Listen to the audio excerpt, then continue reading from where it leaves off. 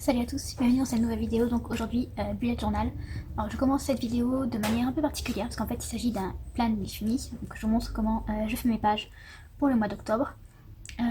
Alors au tout début, donc quand j'ai commencé le bullet, voilà, c'était vraiment pas de décoration, etc. au niveau de mes semaines.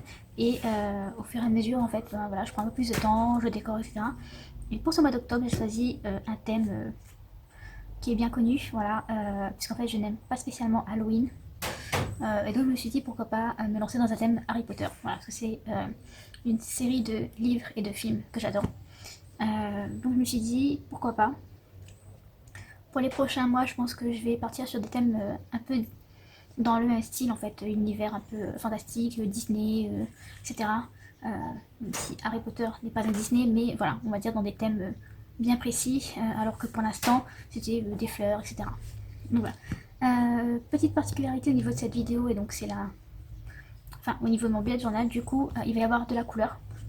Donc pour ça j'ai utilisé, donc c'est des distress markers, donc c'est des feutres aquarellables. Donc vous avez deux pointes, une fine pour écrire et une pinceau. Donc je vais utiliser uniquement la pointe pinceau, je vais pas utiliser toutes les couleurs mais j'en ai utilisé quand même pas mal.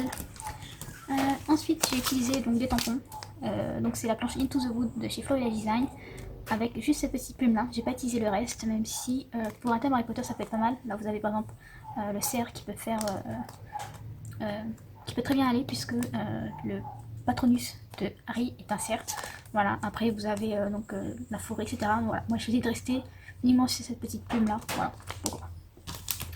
Ensuite j'ai utilisé deux pochoirs, donc celui-ci, donc c'est un mur de briques. Voilà, donc il s'appelle Brick Small de C2M Stencil. Et donc ce pochoir-ci, donc de chez Florida Design, qui s'appelle Baroque. Et donc pour aller avec les pochoirs, j'ai utilisé donc deux Distress Oxide, la Fossilized Umber et la Festive Berries. Donc c'est parti, je vous montre rapidement donc ma semaine et ensuite je vous laisse avec le plan with me. Je voulais juste vous montrer une petite chose que j'ai ajoutée dans mon bullet, c'est ça. C'est donc hop, ce qui permet de, enfin un marque-page on va dire.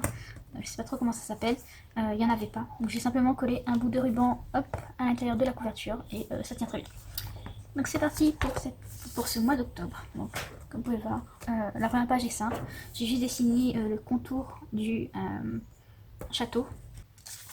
Ensuite, donc mon mois, donc là pareil, ça a changé. Avant c'était donc comme ceci. Voilà, donc j'essaye cette formule là avec des dessins sur le thème d'Harry Potter. Voilà.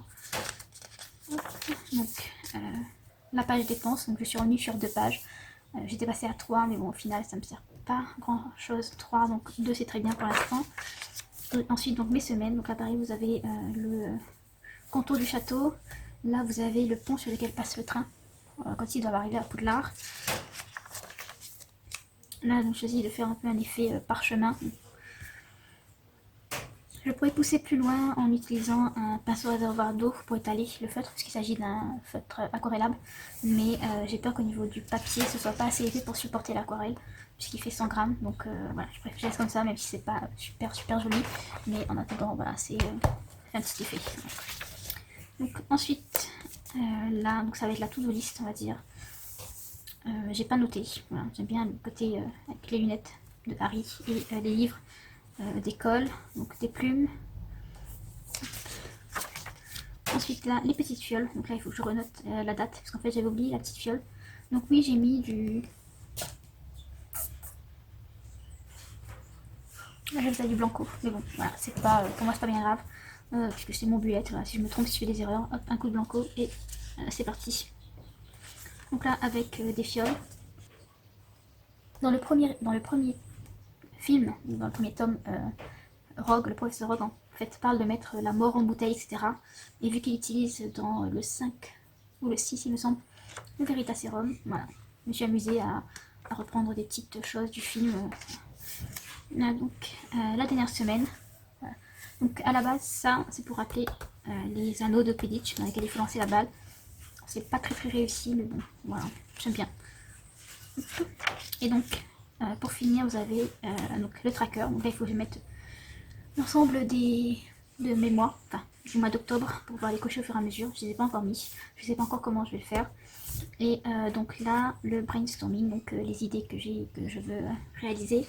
Donc je les note là. Je me suis dit que le côté cadre en fait me fait penser un peu au tableau qu'il y a dans le château. Voilà. Donc voilà pour cette petite présentation. Et donc je vous laisse avec la vidéo tutoriel. Bye bye.